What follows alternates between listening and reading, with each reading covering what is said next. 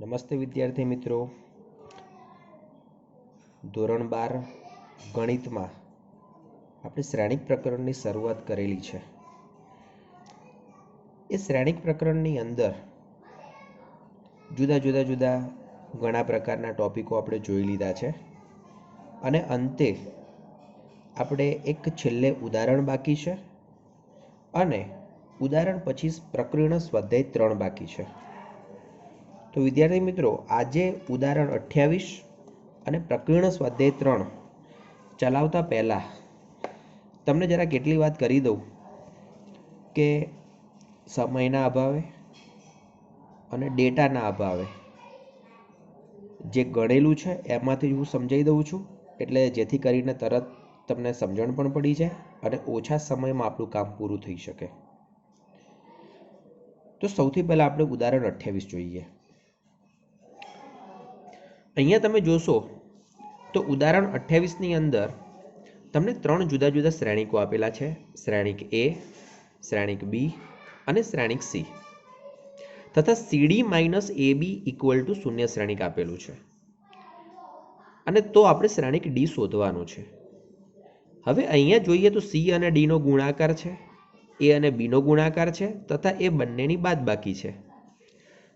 તો હવે આના ઉપરથી આપણને એટલું ખબર પડે કે શ્રેણિક ડી એ બે કક્ષાવાળો શ્રેણિક હોવો જોઈએ. ઓકે, તો આપણે કોઈ શ્રેણિક ડીને ધારી લઈએ છીએ. ધારો કે શ્રેણિક ડી બરાબર એ બી સી ડી અને આપણી પાસે જે CD minus A B equal to 0 શ્રેણિક છે એનો આપણે ઉપયોગ કરીએ. તો અહીંયા સૌથી પહેલા શ્રેણિક સી આવશે, ઇન્ટુ શ્રેણિક ડી આવશે, માઇનસ શ્રેણિક એ અને શ્રેણિક બી ઇક્વલ ટુ 0 શ્રેણિક. હવે સી અને ડી બંને શ્રેણિકનો ગુણાકાર તમને ખબર છે એ પ્રમાણે આ પ્રમાણે થશે, માઇનસ એ અને બી નો ગુણાકાર તમને ખબર છે એ પ્રમાણે આ પ્રમાણે થશે, બરાબર 0 શ્રેણિક આપણે લખી દીધું છે બે કક્ષાનો. હવે આ બંને શ્રેણિકની બાદબાકી જે અહીંયા નીચે દર્શાવેલી છે ઇક્વલ ટુ 0 શ્રેણિક. હવે જ્યારે બે શ્રેણિકો સમાન હોય તો એમના અનુરૂપ ઘટકો પણ સમાન થાય એવું આપણે સમજીએ છીએ, જાણીએ છીએ. તો જુઓ, જે સૌથી પહેલો ઘટક છે એમને અહીંયા સરખાઈને અહીંયા લખ્યો છે, જેને સમીકરણ નંબર 1 આપેલું છે. એવી જ રીતે આ બીજો ઘટક સરખાવ્યો છે, જેને અહીંયા સમીકરણ નંબર 2 આપ્યું છે. એવી જ રીતે સમીકરણ 3 અને સમીકરણ 4, ટોટલ 4 સમીકરણોને ઉકેલીને આપણે એ, બી, સી અને ડી એ ચારેયની કિંમત મેળવીને શ્રેણિક ડી મેળવ્યો છે, જે આપણને અહીંયા બતાવેલો છે એ પ્રમાણે મળે છે. ઓકે, હવે આ જ પ્રમાણે આપણે પ્રકરણ સ્વાધ્યાય 3 ને જોવાનું છે. પ્રકરણ સ્વાધ્યાય 3 ની અંદર ટોટલ 15 દાખલા આપેલા છે. એ 15 દાખલાઓમાં અમુક દાખલા ખૂબ સરળ છે, બરાબર, જેને આપણે હોમવર્ક તરીકે આપીશું, અને બાકીના દાખલા જેને હું અહીંયા સમજાવી દઈશ. તો પ્રકરણ સ્વાધ્યાય 3 ની અંદર સૌથી પહેલા આપણે જોઈએ તો પ્રશ્ન નંબર 1. કોઈ શ્રેણિક એ આપેલો છે તો દર્શાવો કે a into I plus B A raise to N equal to A raise to N into I plus N into A raise to N minus 1 into B A. I એ બે કક્ષાવાળો એકમ શ્રેણિક છે. હવે જુઓ, શ્રેણિક એ પરથી આપણે એન ઘાતવાળું પદ આખું સાબિત કરવાનું છે. જ્યારે એન ઘાતવાળું પદ સાબિત કરવાનું હોય ત્યારે ગાણિતીય અનુમાનના સિદ્ધાંતનો આપણે ઉપયોગ કરવો જ પડે. એના સિવાય આપણે એને સાબિત કરી શકતા નથી. તો ગાણિતીય અનુમાનનો સિદ્ધાંતનો ઉપયોગ કરવા માટે આપણે ઉદાહરણ 26 ની અંદર એનો ઉપયોગ કરી ચૂક્યા છીએ. એટલે તમે સૌથી પહેલા ઉદાહરણ 26 ને એક વખત ધ્યાનથી જોઈ લેજો અને પછી આને સમજવા પ્રયત્ન કરજો. તો શ્રેણિક એ તો આપેલો છે. આ જે આખું પદ છે એને આપણે પીએન તરીકે લઈશું જે અહીંયા લખેલું છે. બરાબર. ગાણિતીય અનુમાનના સિદ્ધાંતથી સાબિત કરવા માટે સૌથી પહેલા જે Pn છે એ Pnની ડાબી બાજુ એટલે કે AI પ્લસ BA⁴n બરાબર માં n ની કિંમત 1 મૂકીને આપણે ડાબી બાજુ લખીએ તો AI પ્લસ BA, જ્યાં I અને A બંને શ્રેણિક છે, સ્મોલ a અને સ્મોલ b બંને કોઈક વાસ્તવિક સંખ્યા છે યા સંકર સંખ્યા છે. એવી જ રીતે જમણી બાજુમાં પણ આપણે n ની જગ્યાએ 1 મૂકીએ છીએ તો એના આધારે AI પ્લસ BA મળે છે, મતલબ ડાબી બાજુ અને જમણી બાજુ સમાન મળ્યા છે, માટે P1 સત્ય છે. ધારો કે PK સત્ય છે તો આપણે Pn જે લખેલું છે એ જ Pn PK સ્વરૂપે આપણે આવું લખી શકીએ. બરાબર. n ની જગ્યાએ k મૂકીને આપણે લખી શકીએ છીએ. હવે n બરાબર k પ્લસ 1 માટે આપણે સાબિત કરવાનું છે. તો n બરાબર k પ્લસ 1 માટે સાબિત કરવા માટે આપણે આવું પદ સાબિત કરવું પડશે, આના બરાબર આર્યું પદ. તો હવે સૌથી પહેલાની ડાબી બાજુ આરી છે તો એ ડાબી બાજુ આપણે અહીંયા લખી દીધી. હવે ડાબી બાજુની અંદર ઓલરેડી PKનો આપણે ઉપયોગ કરવાનો થાય છે. તો PKના ઉપયોગ માટે આપણે k પ્લસ 1 ઘાત છે તો k ઘાત અલગ લખી અને એની 1 ઘાત અહીંયા અલગ લખી છે. બરાબર. હવે AI પ્લસ BA⁴k જેમાં PKનો આપણે ઉપયોગ કરીએ તો આર્યું પદ લખ્યું અને AI પ્લસ BA. હવે બે શ્રેણિકો વાળા પદોનો આપણે ગુણાકાર કરવો છે. તો આપણને ખબર છે કે શ્રેણિક માટે ક્રમનું મહત્વ ખૂબ જ મહત્વનું છે. તો એ નિયમને ધ્યાનમાં રાખીને આપણે અહીંયા ગુણાકાર કર્યો છે. બરાબર. એ ગુણાકાર ઓલરેડી આપણે શીખી ગયેલા છીએ એ પ્રમાણે. બરાબર. હવે પ્રથમ પદ જે છે એનું એ, બીજું પદ અને ત્રીજું પદ બંનેમાંથી A⁴k ઇન્ટુ b ઇન્ટુ શ્રેણિક A કોમન નીકળે છે અને k પ્લસ 1 વધે છે અને છેલ્લું પદ અહીંયા જે છે એનું એ અહીંયા છે. હવે આ જે આપણને ડાબી બાજુ મળી છે એ ડાબી બાજુમાં એક A² આવે છે. એ A² નો જવાબ આપણે મૂકવો પડશે. તો A તરીકેનો શ્રેણિક, A તરીકેનો શ્રેણિક એ બંનેનો ગુણાકાર કરીએ છીએ તો આપણને શૂન્ય શ્રેણિક મળે છે. એ શૂન્ય શ્રેણિક આપણે આ પદમાં મૂકીશું તો આ છેલ્લું પદ શૂન્ય શ્રેણિક થઈ જશે અને શૂન્ય શ્રેણિકનો કોઈ એક પદ સાથેનો ગુણાકાર સરવાળો એ હંમેશા એ પદ થશે. તો એના કારણે આપણું જે આખી ડાબી બાજુ છે એ આ પ્રથમ પદ વત્તા આ બીજું પદ આવશે અને ત્રીજું પદ આપોઆપ દૂર થઈ જશે. તો જે અહીંયા લખેલું છે. બરાબર.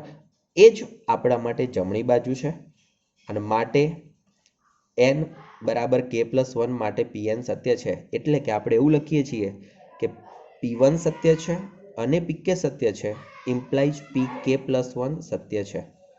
અને માટે for every n belongs to n માટે ગાણિતીય અનુમાનના સિદ્ધાંત પરથી Pn સત્ય છે એવું આપણે લખી શકીએ છીએ. તો આ છે આપણા માટે પ્રશ્ન નંબર 1. એ જ રીતે પ્રશ્ન નંબર 2, એમાં કોઈ એક શ્રેણિક આપેલો છે અને એના આધારે સાબિત કરવાનું છે કે A⁴n બરાબર 3n - 1 3n - 1 as it is. બરાબર. દરેક પદમાં 3n - 1 જ છે. હવે અહીંયા પણ પાછું n વાળા પદો આવી ગયા છે. તો એનો મતલબ એવો થયો કે અહીંયા પણ આપણે ગાણિતીય અનુમાનનો સિદ્ધાંતનો ઉપયોગ કરવો પડશે. હું તમને દાખલો જે ગણેલો છે એ બતાવી દઉં છું. આગળની જે રીત છે એ જ પ્રમાણે તમારે કામ કરવાનું થશે. તો સૌથી પહેલાં Pn અહીંયા લખી દીધા છે, A⁴n અને આ સ્વરૂપનું પદ. હવે ગાણિતીય અનુમાનના સિદ્ધાંતથી સાબિત કરવા માટે n ની કિંમત 1 માટે ડાબી બાજુ લખી છે. તો ડાબી બાજુ મતલબ A⁴1 એટલે કે આ જે પદ છે એ જ પદ આપણે લખવાનું થશે. હવે જમણી બાજુ, તો જમણી બાજુ માટે આ જે આખું પદ છે એમાં n ની જગ્યાએ 1 મૂકવાના છે. તમે n ની જગ્યાએ 1 મૂકશો તો 3n - 1 મતલબ 3/0 થશે. 3/0 એટલે 1. દરેક ઘટકો એવી રીતે 1 1 1 થશે. તો એની ડાબી બાજુ અને જમણી બાજુ બંને કેવા થશે? એક સરખા. હવે બંને પદો ડાબી બાજુ અને જમણી બાજુ બંને સરખા થાય છે. બરાબર. તો માટે P1 સત્ય છે. હવે PK સત્ય છે એવું ધારી લીધું.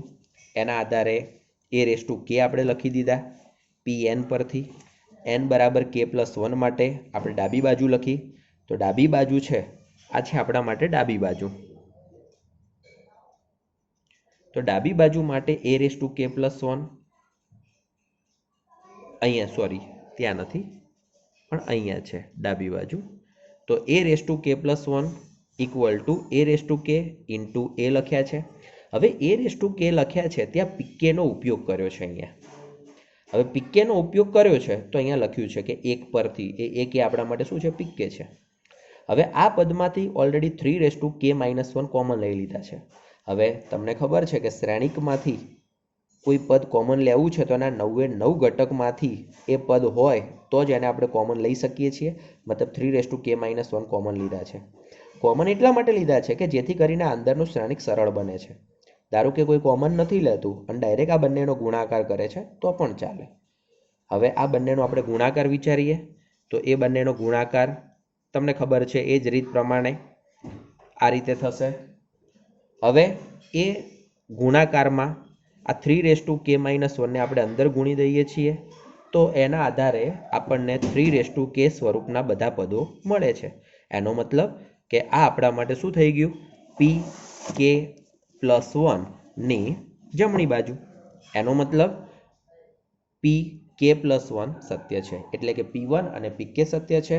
તો ઇમ્પ્લાઇઝ પી કે પ્લસ 1 સત્ય છે એમ આપણે કહી શકીએ. તો ગાણિતીય અનુમાનના સિદ્ધાંત મુજબ એટલે કે for every n belongs to n માટે ગાણિતીય અનુમાનના સિદ્ધાંત મુજબ Pn સત્ય છે અને જે આ રીતે થશે. ઓકે. પ્રશ્ન નંબર 3 પણ સેમ ટુ સેમ ગાણિતીય અનુમાનના સિદ્ધાંતનો ઉપયોગ કરવાનો છે. એ આપ્યા છે અને એ રેસ ટુ n આપણે સાબિત કરવાના છે. બરાબર. એ Pn લખ્યા છે. n બરાબર 1 માટે ડાબી બાજુ એના ઉપરથી જમણી બાજુ મેળવી છે. ડાબી બાજુ અહીંયા આપણને આટલા મળે છે. જમણી બાજુ આપી છે એના આધારે n ની કિંમત 1 મૂકતા આપણને આવી મળે છે P1. એટલે ડાબી બાજુ અને જમણી બાજુ સરખી થઈ ગઈ માટે P1 સત્ય છે. ધારો કે PK સત્ય છે તો આ રીતનું પદ જેને સમીકરણ નંબર 1 આપ્યું છે. હવે n બરાબર k પ્લસ 1 માટે તો એ રેસ ટુ કે પ્લસ 1 તરીકે આપણે આ રીતનું પદ આખું સાબિત કરવાનું થાય જે અહીંયા આપેલું છે. બરાબર. તો હવે આપણી ડાબી બાજુ આ છે અને જમણી બાજુ અહીંયા આપેલું છે એવું પદ છે. તો આપણે ડાબી બાજુનો ઉપયોગ કરીએ. એ ડાબી બાજુમાં એ રેસ ટુ કે ઇન્ટુ એ લખ્યા છે. હવે એ રેસ ટુ કે મતલબ પીકે અને એ એમનો ગુણાકાર કર્યો છે સાદુરૂપ આપ્યું છે અને આપણને પીકે પ્લસ 1 મળ્યા છે. એ રીતે આપણે ગાણિતીય અનુમાનના સિદ્ધાંતથી સાબિત કરી શકીએ છીએ. બરાબર. હવે પ્રશ્ન નંબર 4 એ અને બી. જો મિત્રો કદાચ થોડી સ્પીડ જેવું લાગે તમને તો તમારે વિડીયો સાંભળવાનો છે એને લખવાનું છે અને સ્ટોપ કરીને એ પ્રમાણે લખતા જવાનું છે અને સમજીને આગળના દાખલા લખવાના રહેશે.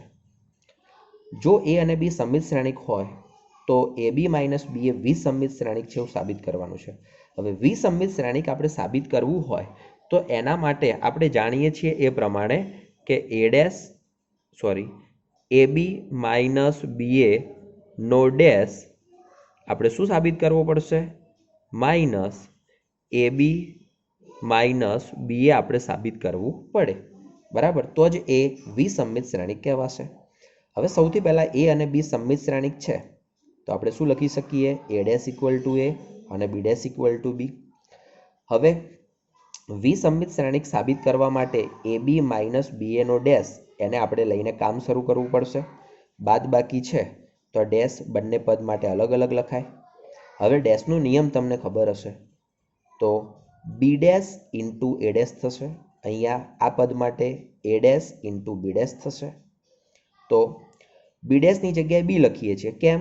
કારણ કે સમમિત છે એના કારણે. એ ડેશની જગ્યાએ એવી રીતે અહીંયા અને આ બંનેમાંથી તમે માઇનસને કોમન કાઢશો તો માઇનસ એ બી માઇનસ બી એ થઈ જશે જે આપણે અહીંયા કહ્યું છે એ પ્રમાણે. બરાબર. આનો મતલબ એવો થયો કે એ બી માઇનસ બી એ શું છે વિસમમિત શ્રેણિક છે. ચલો હવે એ જ રીતે પ્રશ્ન નંબર 5 તો અહીંયા બતાવ્યું છે કે એ સંમિત અથવા વિસંમિત શ્રેણિક હોય તો તદ અનુસાર સાબિત કરો કે બી ડેશ એ બી સંમિત અથવા વિસંમિત શ્રેણિક છે. આનો મતલબ એ થયો કે એ સંમિત છે તો બી ડેશ ઇન્ટુ એ ઇન્ટુ બી સંમિત થશે.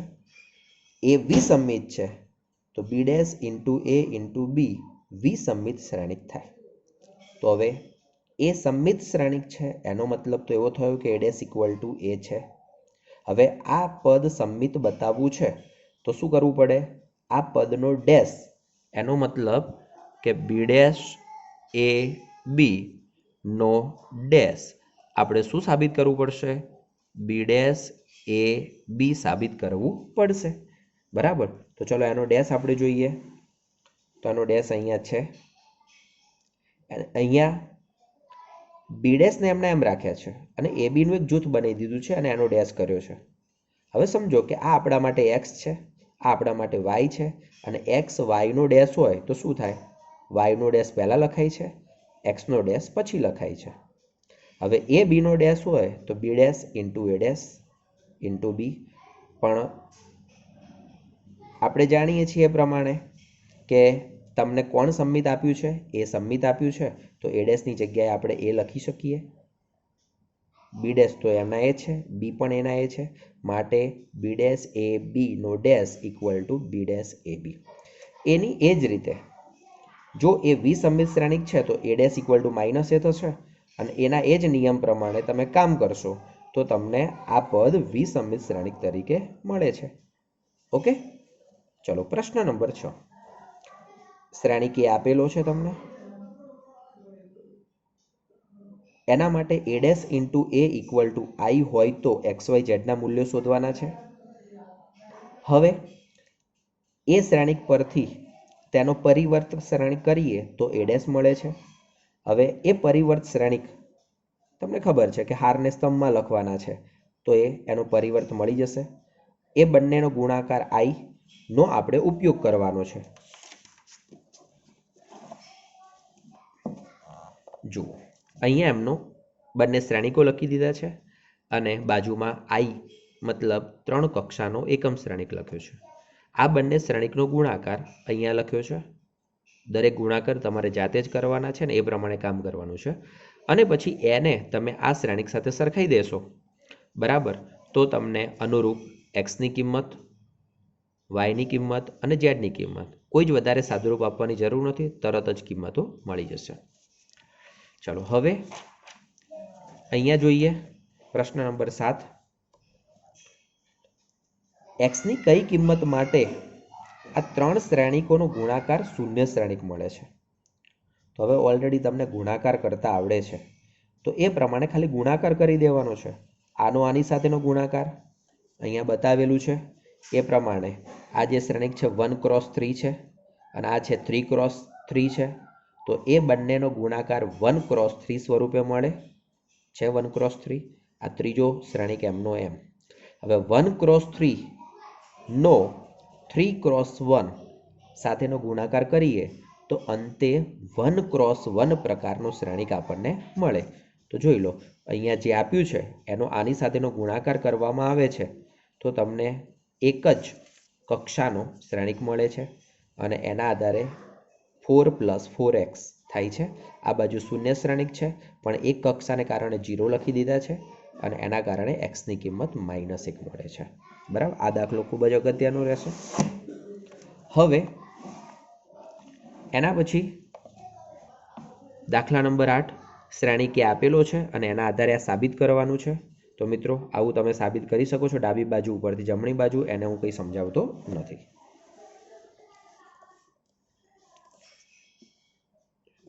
દાખલા નંબર 9 જે આપણે આગળ જોયો છે, હાલ દાખલા નંબર 7 એની એ જ રીત છે. બરાબર, એમાં પણ એક્સની કિંમત જ મેળવવાની છે પણ ડાબી બાજુમાં એક કક્ષા છે, જમણી બાજુમાં પણ એક કક્ષા છે અને એના કારણે x² = 48 તો x = ±4√3 મળે છે. હવે દાખલા નંબર 10 જુઓ, આ પ્રકારના પ્રશ્નો આપણે બુકમાં આગળ આવી ગયા છે.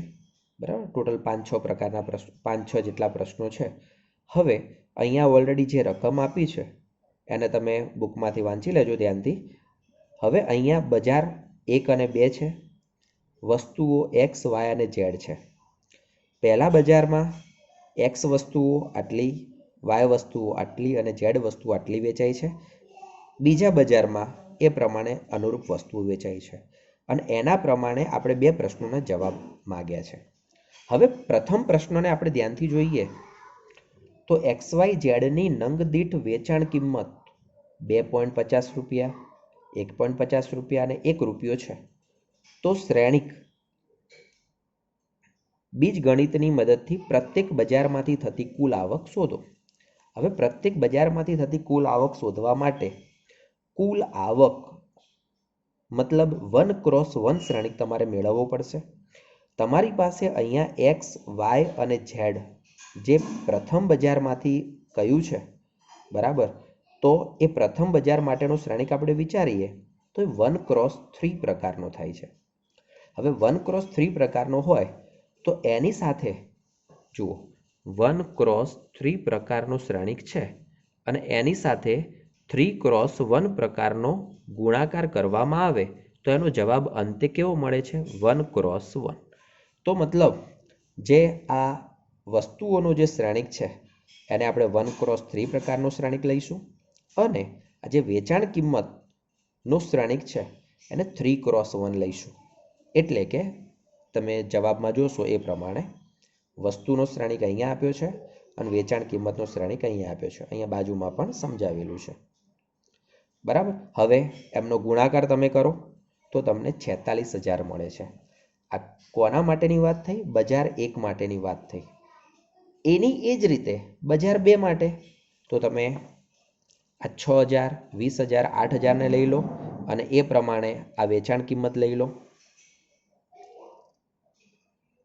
છે અને એ જ રીતે એમની કિંમત 53,000 થાય છે. મતલબ બજાર 1 માંથી થતી કુલ આવક 46,000 જે આગળ જોઈ અને બજાર 2 માંથી થતી કુલ આવક છે 53,000. તો આ થયો પહેલા પ્રશ્નનો જવાબ. હવે બીજો પ્રશ્ન તમે જુઓ. ઉપરની 3 વસ્તુનો નંગ દીઠ ઉત્પાદન ખર્ચ અનુક્રમે 2, 1 અને 50 પૈસા હોય તો તેનો કુલ નફો શોધો. હવે નફો શોધવા માટે ઉપરના દાખલામાં આપણે આવક શોધી દીધી છે, અહીંયા આપણે ખર્ચ શોધીશું એની એ જ રીતે, અને પછી જે આવક મળી છે આવકમાંથી ખર્ચ બાદ કરીશું તો આપણને નફો મળી જશે, બરાબર. એટલે બીજા પ્રશ્નને આપણે જોઈએ તો જુઓ એની એ જ રીતે સૌથી પહેલાં બજાર 1 માટેની વાત અને સામે ખર્ચો. હવે 2 રૂપિયા છે, 1 રૂપિયો છે અને અહીંયા 50 પૈસા છે તો એને 0.50 તરીકે આપણે લખ્યા છે. તમે એનો જવાબ શોધશો તો 31,000 મળ્યા છે. અહીંયા આ 31,000 શું દર્શાવે છે કે બજાર 1 માટે થતો ખર્ચ દર્શાવેલો છે. પરંતુ આગળના પ્રશ્ન 1માં જોયું એ પ્રમાણે બજાર 1 માંથી થતી કુલ આવક કેટલી હતી? 46,000. તો એ 46,000 માંથી આપણે 31,000 બાદ કરીશું તો આપણને 15,000 રૂપિયા બજાર 1 માંથી થતો નફો મળે. એની એ જ રીતે બજાર 2 માટે પણ સેમ ટુ સેમ રીત, બરાબર. આ થયો એનો ખર્ચ અને આવક પહેલા પ્રશ્નમાં બતાવેલી છે તો એ પ્રમાણે 17,000. તો બજાર 2 માંથી થતો નફો ટોટલ રૂપિયા 17,000 થશે.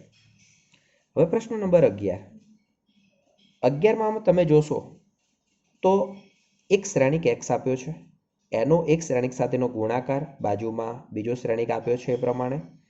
હવે તમને એટલી ખબર પડે કે ભાઈ આ શ્રેણિક જે છે એ 2x3 પ્રકારનું શ્રેણિક છે. આ શ્રેણિક પણ 2x3 પ્રકારનું શ્રેણિક છે. 2x3 અને 2x3 શ્રેણિક હોય અહીંયા તો એક્સ કેટલો શ્રેણિક લઈએ કે જેથી કરીને એનો 2x3 સાથેનો ગુણાકાર આપણને 2x3 મળે. તો જુઓ એક્સની કક્ષા 2x2 હોય તો જ એની 2x3 સાથેનો ગુણાકાર કરશું તો આપણને 2x3 મળશે. એટલે કે 2x2 × 2x3 તો ઇક્વલ ટુ આ 2 2 દૂર થઈ જશે અને 2 ક્રોસ 3 કક્ષાનું શ્રેણિક મળશે. તો એટલા માટે ધારો કે શ્રેણિક એક્સ એ સી બી અને ડી આ રીતે લીધા છે. એને અહીંયા મૂકી દેવાના છે, એમનો ગુણાકાર કરવાનો છે અને ગુણાકાર કર્યા પછી બંને બાજુના શ્રેણિકો સરખાવવાના છે અને એમની કિંમતોને આપણે ઉકેલી દેવાની છે. એટલે જે સમીકરણો મળે છે એ સમીકરણોને ઉકેલવાના છે. જોઈ શકો છો અહીંયા શ્રેણિક મૂક્યો છે, અહીંયા બંને શ્રેણિકો લખેલા છે, એમની અંદરના પદોને સરખાઈ દીધા છે અને જ્યાં અનુકૂળ પડે એ પ્રમાણે એમને ઉકેલવાના છે. તો જુઓ એ અને સી વાળું આ એક સમીકરણ, એ અને સી વાળું બીજું સમીકરણ, એ બંનેને ઉકેલ્યા તો એ અને સીની કિંમત મળશે. એવી રીતે બી અને ડી વાળું સમીકરણ, બી અને ડી વાળું સમીકરણ એમને ઉકેલશો તો બી અને ડી પણ તમને મળી જશે. તો એ બી સી અને ડી એ ચારે ચાર કિંમતો પરથી આપણને શ્રેણિક એક્સ આ રીતે મળશે. ચલો પ્રશ્ન નંબર 12. પ્રશ્ન નંબર 12 આપણે જોઈએ તો 12માં એવું કહ્યું છે કે એ અને બી સમાન કક્ષાવાળા ચોરસ શ્રેણિક હોય કે જેથી એ બી બરાબર બી એ થાય છે અને તો ગાણિતીય અનુમાનના સિદ્ધાંતથી આવું સાબિત કરવાનું છે. મતલબ આ આપણા માટે શું કહેવાશે? પીએન કહેવાશે. અને વધુમાં સાબિત કરો કે પ્રત્યેક n બિલોંગ્સ ટુ n માટે આવું પણ થાય છે. બરાબર? એટલે આપણને આર્યુ પદ છે એ આપેલું છે, આ આપણા માટે પીએન છે અત્યારે. બરાબર? તો ગાણિતીય અનુમાનના સિદ્ધાંતથી આગળ મેં દાખલા સમજાવ્યા છે એ પ્રમાણે તમે આને સમજી શકો છો. બરાબર? P1 લખ્યા છે, ડાબી બાજુ અને જમણી બાજુ સરખા બતાવ્યા છે. અહીંયા પણ જોઈ શકો છો કે P1 સત્ય છે, પીકે સત્ય છે, પીકે લખી દીધા છે n બરાબર k+1 માટે. બરાબર? કમ્પ્લીટ સમીકરણો અહીંયા બતાવીને આપેલું છે, કોનો ઉપયોગ કરેલો છે એ પણ અહીંયા લખેલું છે. બરાબર? તો એ પ્રમાણે ઉપયોગ કરીને આપણે આ રીતે લખી શકીએ, pk+1 સાબિત કરી શકીએ અને એના આધારે pn સત્ય છે એવું લખી શકીએ. હવે આ થયો એક દાખલો. એની જ અંદર આ બીજો દાખલો. આ જે પદ છે એને હવે pn તરીકે લીધું છે અને ફરીથી આપેલા પદોનો ઉપયોગ કરીને એને pn સત્ય છે એવું સાબિત કરવા માટે પ્રયત્ન કર્યો છે. જોઈ શકો છો અહીંયા. બરાબર? તો આ રીતના પ્રશ્નો હતા. હવે ટોટલ પ્રશ્નો 12 પછી 13, 14 અને 15 એમસીક્યુના પ્રશ્નો છે. એ ખાલી હું તમને વિડીયોમાં બતાવરાઈ દઉં છું. બરાબર? એકદમ ઈજી છે. એ ઉપરથી a² = i આપ્યા હોય તો આમાંથી કોણ આવશે? તો આપણે 2a નો ગુણાકાર કરવાનો છે. બરાબર? અને એ ગુણાકારને આપણે i સાથે સરખાવવાના છે. તો એટલું ખબર પડે કે i² + β γ = 1 લખી શકાય. બસ આ પદને પેલી બાદ લઈ જાઓ, આવું પદ થાય. એ જ આપણા માટે એક વિકલ્પ આપ્યો છે, ડી વિકલ્પ છે. સોરી, ડી હોય કે સી હોય, જે વિકલ્પ હોય એ પ્રમાણે આપણે એને લખી શકીએ છીએ. અહીંયા સાચો વિકલ્પ ડી લખ્યો છે, અહીંયા ડી વિકલ્પ કંઈક અલગ બતાવે છે. બરાબર? યા તો સી હોય, જે હોય તે બુક પ્રમાણે તમે ચેક કરી શકો છો. ચલો એવી જ રીતે 14મું એમસીક્યુ. એ સમમિત છે અને વિસમમિત છે, બંને કીધા છે. હવે બંને શ્રેણિકો કીધા હોય તો આપણે શું કરી શકીએ? a' = i અને a' = -a. Sorry, a' = a અને a' = -a. સમમિતના કારણે આ પદ, વિસમમિતને આધારે આ પદ. તો આ બંનેને આપણે સરખાવીએ. a' ને કારણે a = -a. હવે -a હોય પેલી બાદ જશે તો શું થશે? 2a = 0 માટે a = 0. તો એ શૂન્ય શ્રેણિક છે અને માટે સાચો વિકલ્પ કયો થશે? બી. જોઈ શકો એ શૂન્ય શ્રેણિક હોય.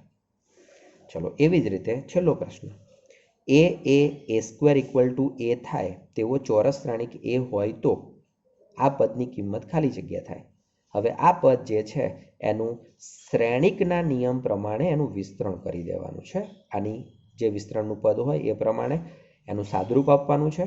સાથે સાથે a² = a નો ઉપયોગ પણ કરવાનો છે, જ્યાં જ્યાં જરૂરિયાત લાગે ત્યાં. અહીંયા a³ ની જગ્યાએ ઉપયોગ કર્યો છે, પછી અહીંયા a² ની જગ્યાએ અહીંયા ઉપયોગ કરેલો છે, પાછું આ a² ની જગ્યાએ ફરી અહીંયા ઉપયોગ કર્યો છે અને એ પ્રમાણે એનો જવાબ શું આવે છે? i. તો મિત્રો આ હતું આપણું શ્રેણિક પ્રકરણ.